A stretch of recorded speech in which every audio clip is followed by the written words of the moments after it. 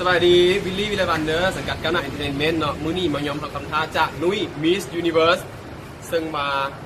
การมามื้อนี้แมนรู้สึกดีใจและก็ได้เป็นส่วนหนึ่งเนาะในการรณรงค์ให้ทุกคนเนาะในการโครงการซึ่งมีชื่อว่าสาดบุญให้ทุกคนเนาะเล่นบุญพดน้ำเนาะอย่างระมัดระวังไม่ให้สาดน้ำเสนาการเพราะมันเช่นให้เกิดอุบัติเหตุหลายๆอย่างและการวิลลี่เองก็ขอบริจาค200,000กีบขอสมทบทุนตรงนี้เนาะในกับ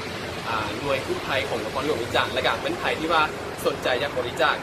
ก็สามารถมาบริจาคสมทบทุนกันได้เนื่องเพราะว่าจะช่วยในการซื้ออุปกรณ์การแพทย์ต่างๆในการปฐมพยาบาลเบื้องต้นจะได้กระยากให้ทุกคนเนาะกดไลค์กดแชร์คลิปนี้หลายๆเด้อและการรณรงค์ซอยกันเด้อโอเคตอนนี้วิลลี่พร้อมแล้วนะมา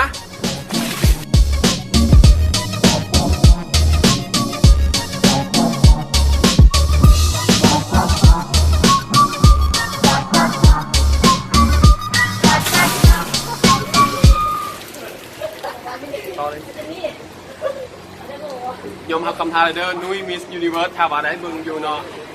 และกับทุกคนเนาะโครงการนี้ดีหลายก็อยากให้ทุกคนเนาะรณรงค์เนาะกดไลค์กดแชร์คลิปนี้หลายๆเด้ออยากให้มาช่วยสมทบน้ำกันในการรณรงค์เนาะเพื่อให้คนสาดน้ำสนากันโอเคมาวันนี้เนี่ยวินนี่จะท่าต่อเนาะ3คนมีไอเป็ดอินดี้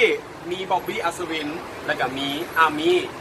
มันไถ่ที่ว่าเบิ่งอยู่เนาะ3คนนี้เนาะหรือว่ามันไถ่เป็นมูแล้วกับยาที่ว่าได้เบิ่งคลิปนี้เนาะบอกต่อๆกันแน่กดไลค์กดแชร์ไปบอก3คนนี้แน่เนาะย้ำอีกครั้งหนึ่งมีบ็อบบี้อัศวินมีไอเป็ดอินดี้มีอาร์มี่เนาะบอกกับเจ้าแน่บาวิลลี่ท่า3คนนี้เด้อแล้วก็มีเวลาอยู่เพียงแต่48ชั่วโมงเท่านั้นถ้าไผ่บ่เฮ็ดกันตามกติกาที่ได้เว้ามาเนาะแมนจะต้องบริจาคเงินเนาะขั้นต่ำ100,000 กีบโอเควิลลี่เชื่อว่า3คนนี้ได้เห็นจะเฮ็ดแน่นอนจะไหนกันยาเด้อเจอกันบ๊ายบาย